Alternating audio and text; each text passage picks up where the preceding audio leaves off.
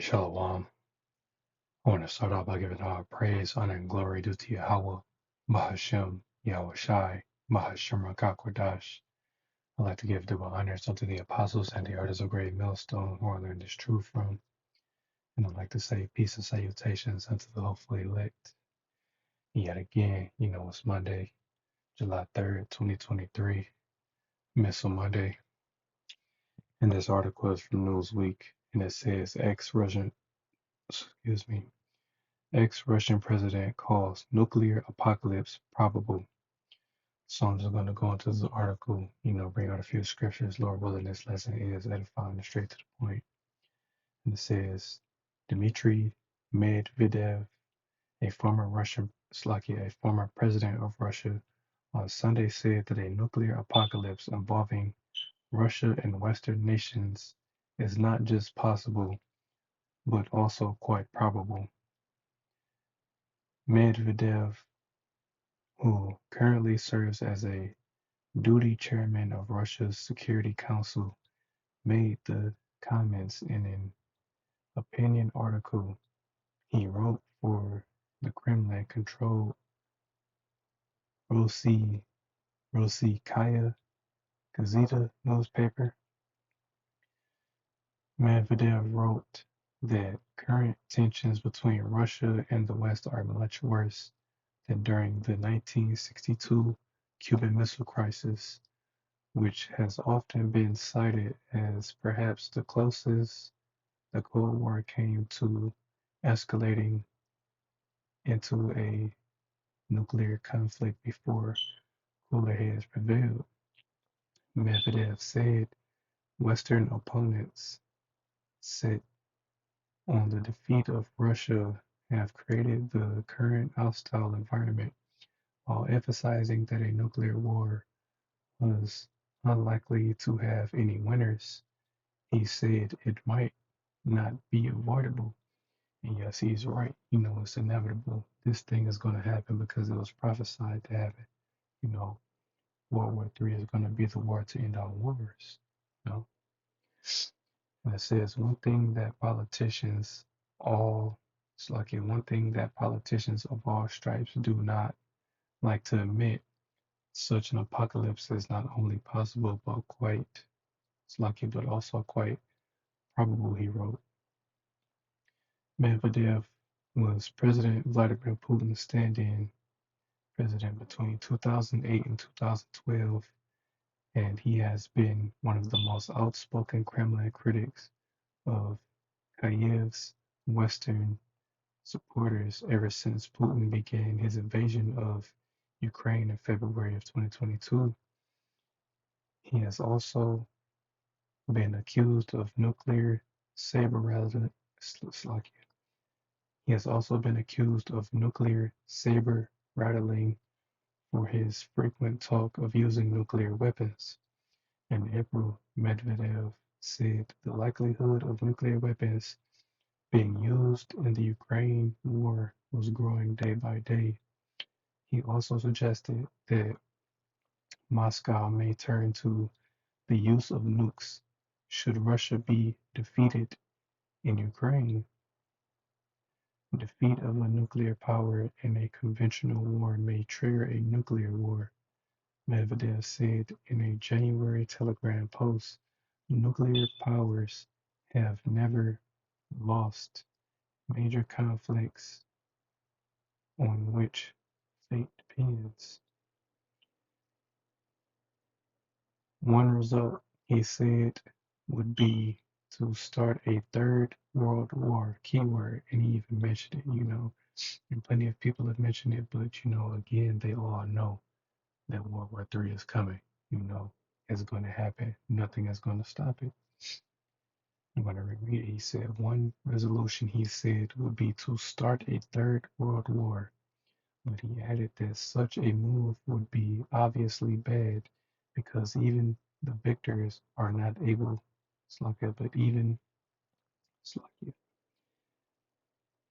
but he added that such a move would be obviously bad because even the victors are not at all guaranteed further prosperity. The former Russian leader added that Russia and the West must continue to negotiate in order to prevent an escalation. He said that the current Kiev government must be annihilated and legislatively banned in civilized Europe as a fascist. Elsewhere in the article, he said Moscow remains committed to preventing Ukraine from joining NATO. Our goal is simple: to eliminate the threat of Ukraine's membership in NATO, and we will achieve it one way or another, he said, since NATO rules prevent inventing new countries, Slovakia, since NATO rules prevent inviting new countries into membership when they are involved in territorial conflicts, Medvedev said. The current Ukraine war could become permanent because this is a question of existence of Russia. And yeah, that's pretty much it.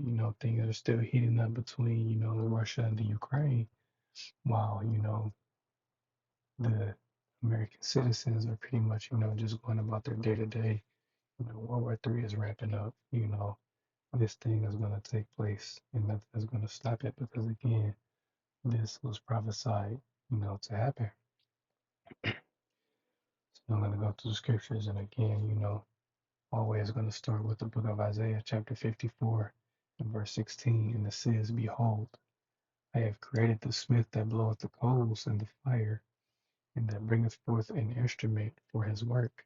And I have created the waster to destroy, and again, that waster being those ICBM missiles, that is what's going to be used during World War III, because again, conventional wars were pretty much, hand-to-hand combat, you know, but this is going to be a different type of war.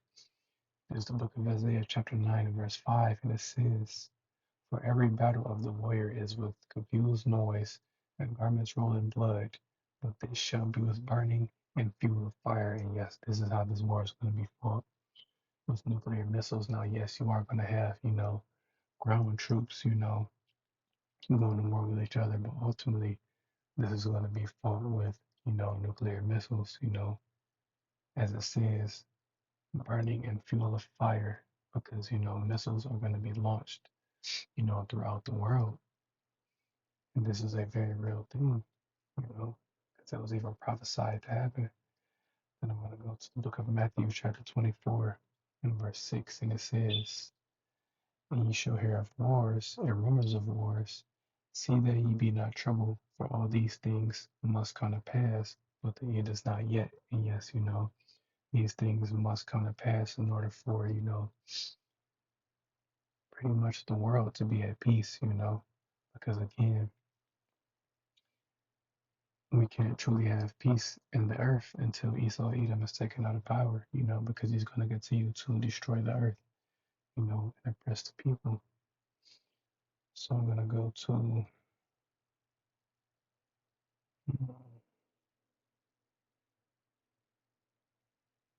Slack and bear with me. And go to the book of Job, chapter 20, and let's start at verse 22, because again, part of, the reason, these things are going to happen is because, this is also Esau Edom's, plan, because he wants to, he knows that America is going to be destroyed, but ultimately he wants this place to go down so he can try to rebuild, because, his new world order, that's what he wants to do. But ultimately it's going to fail. His new world order is going to fail. The Lord is only going to let him get so far before he ultimately, overthrows him. This is the book of Job, chapter 20 and verse 22, and it says, In the fullness of his sufficiency he shall be in straits. Every hand of the wicked shall come upon him. When he is about to fill his belly, Yahweh shall cast the fury of his wrath upon him, and shall rain it upon him while he is eating. For he shall flee from the iron weapon, and the ball steel shall Slacky, and the ball steel shall strike him through. It is drawn and cometh out of the body, yea, the glittering sword cometh out of his gall. Terrors are upon him. And yes, again, that's going into those nuclear missiles.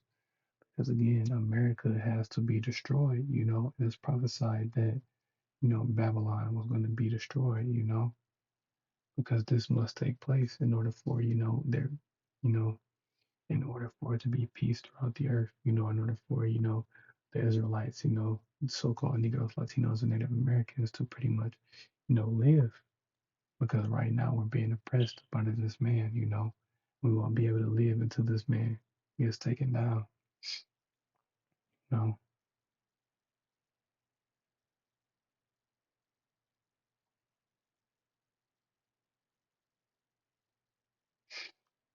Then I'm gonna go to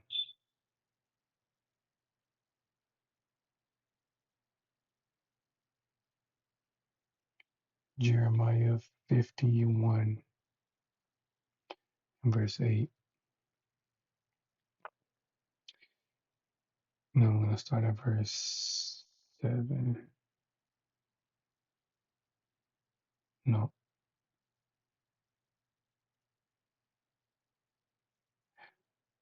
I'm gonna Slack, bear with me. I'm gonna start at verse 1. And it says, Babylon judge for sins against Israel. This is the book of Jeremiah, chapter 51. And it says, Thus saith the Lord, Behold, I will raise up against Babylon and against them that dwell in the midst of them that rise up against me a destroying wind. And again, that destroying wind is going to be by way of those ICBM missiles, because once they, hit ground zero, it's going to create a mushroom cloud. Then, that mushroom cloud or the impact from, the explosion is going to then create, a wind, a blast of fire, you know. And that's what that destroying wind is, a vivid illustration of that would be, the scene from Terminator 2, even though everything in its path was pretty much supposed to be vaporized, and nothing is supposed to be left standing. Verse 2, and it says, I will send unto Babylon fanners that shall fan her and shall empty her land, for in the day of trouble they shall be against her round about. And yes, even America's allies are going to turn on her, when the time comes, because again, these countries that are already against America, aka Babylon the Great, they're going to shoot their missiles. That ultimately these other nations that are allies with America are going to shoot their missiles as well. They're going to turn on her, you know. Verse 3, against him that bendeth, let the archer bend his bow, and against him that lifteth himself up in his brigandine, and spare ye not her, young men, destroy ye utterly all. Slakia, destroy ye utterly all her host. And yes, America is going to be destroyed, and it's going to be left desolate, you know. And I'm going to jump down to verse 6, and it says, Flee out of the midst of Babylon, and deliver every man his soul. Be not cut off in her iniquity, for this is the time of the Lord's vengeance. He will he will render unto her a recompense. And yes, that's what America is going to get. This country is going to be burned with fire, because the wickedness that is pushed out throughout this land and for the oppression of the children of Israel. Verse 7, Babylon hath been a golden cup in the Lord's hand that made all the earth drunken. The nations have drunken of her wine. Therefore, the nations are mad. And yes, these other nations have taken on the philosophies, the ways of America. But ultimately, they're angry, you know, and they're going to turn on her. Verse 8, Babylon is fallen and destroyed. How for her? Take balm for her pain. If so be she may be healed. We would have healed Babylon, but she is not healed. Forsake her, and let us go every one into his own country, for her judgment reacheth unto heaven, and is lifted up even unto the Slakia, and is lifted up even to the skies. And yes, the sins of Babylon have reached unto heaven, you know, and again, their judgment is going to be great, you know. It's going to be by way of those ICBM missiles, you know.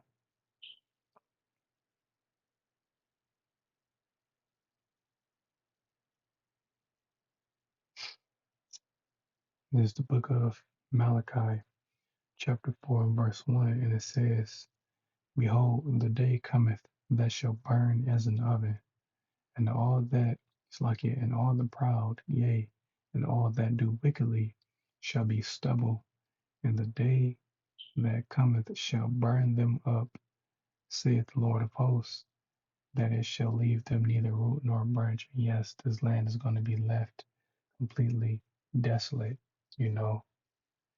It's going to be left completely desolate. Nothing will be left here, you know, nothing. This land is going to be inhabited by desert creatures. There's even an entire chapter that is dedicated to the destruction of America, you know. So I'm going to go to the book of Second Peter, chapter 3, and verse 10. And it says, but the day of the Lord will come as a thief in the night, in the which the heavens shall pass away with a great noise, and the elements shall melt with fervent heat. The earth also and the works that are therein shall be burned up. Seeing then all these things shall be dissolved, what manner of persons ought ye to be in all holy conversation and godliness, looking for and hastening unto the coming of the day of Yahweh, wherein the heavens shall, wherein the heavens being on fire shall be dissolved, and the elements shall melt with fervent heat. So yes, those of us that are in the know, we're pretty much supposed to, be on the lookout for these things and not be involved in the world. Now, we have to, maintain our situations and work, but ultimately, we're supposed to be, on the lookout for this particular day because this is coming. This is what's coming upon this earth, when our Lord Yahweh Shai returns, he's coming to make war against this man, and against these other nations, you know. So I'm gonna go back to the book of Isaiah. Let me see.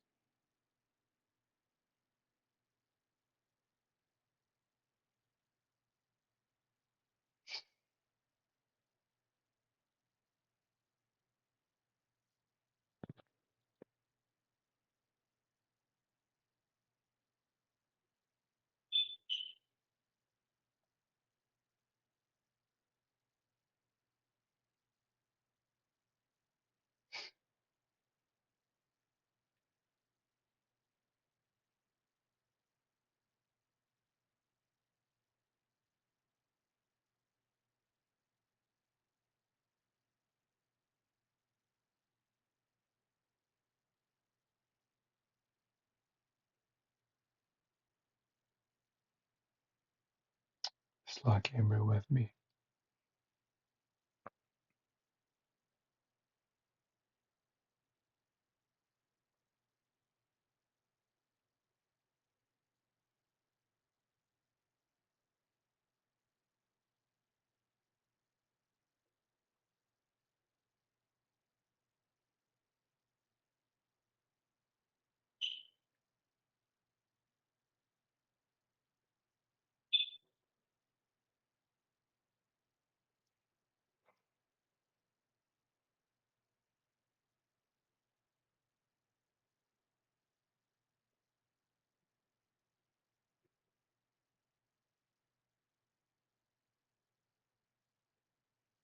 All right.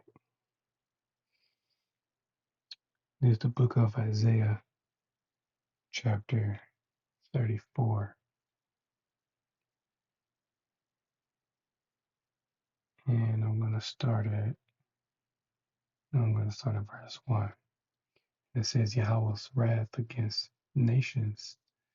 And it says, come near, ye nations, to hear, and hear Slakia and hearken ye people, let the earth hear, and all that is therein, the world and all things that come forth. For the indignation of the Lord is upon all nations, and his fury upon all their armies. He hath utterly destroyed them, he hath delivered them to the slaughter. Their slain shall be cast out, and their stink shall come up out of their carcasses, and the mountains shall be melted with their blood, and the host of heaven shall be dissolved, and the heavens shall be rolled together as a scroll, and all their hosts shall fall down as the leaf falleth from the vine, and as a falling fig from the fig tree. And yes, again, the heavens being rolled together as a scroll, that's describing those mushroom clouds. Verse 5, for my sword shall be bathed in heaven. Behold, it shall come down upon Idumea and upon the people of my curse to judgment. And yes, Idumea being the Edomites, the so called white people. This is who the Lord has indignation with. This is who he's coming back to judge, and these other nations as well. Verse 6, the sword of the Lord is filled with blood, it is made fat with fatness, and with the blood of lambs and goats, and with the fat of the kidneys of rams. For the Lord hath a sacrifice in Basra, again referring to the Edomites, or referring to America, Basra, because Basra was a capital city in Idumea, and a great slaughter in the land of Idumea, you know. And the unicorn shall come down with them, and the bullocks with bulls, and their land shall be soaked with blood, and their dust made fat with fatness. For it is the day of the Lord's vengeance, and the year of recompenses for the controversy of Zion. And the streams thereof shall be turned into pitch, and the dust thereof into brimstone, and the land thereof shall become burning pitch. And yes, that's what's going to take place. Let me continue in verse 10. It shall not be quenched, nor it's like it shall not be quenched, night nor day.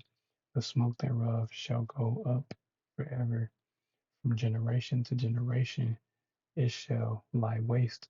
None shall pass through it forever and ever. You know, but the cormorant and the bittern shall possess it, the owl also, and the raven shall dwell in it, and he shall stretch out upon it the line of confusion and the stones of emptiness. And yes, that's going into, again, America pretty much being laid waste, pretty much being made desolate.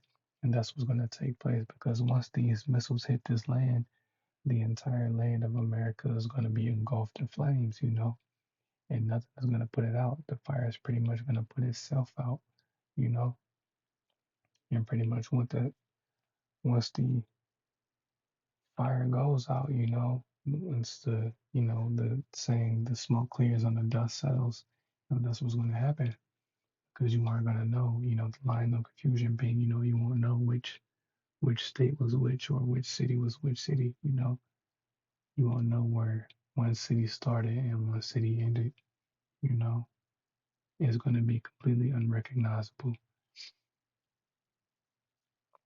Oh, and again, desert creatures are going to inhabit this land once this take place, because this is the Lord's judgment. This is his wrath, and he is going to afflict on this land. So, Lord willing, this lesson was edifying. I want to give all praise, honor, and glory due to Yahweh. Ba'ashem Yahushai, Ba'ashem Rakakwadash. I'd like to give double honors unto the apostles in the art of the great millstone, where our land is true from. And I'd like to say peace and salutations unto the hopefully elect. Till the next time I say shalom.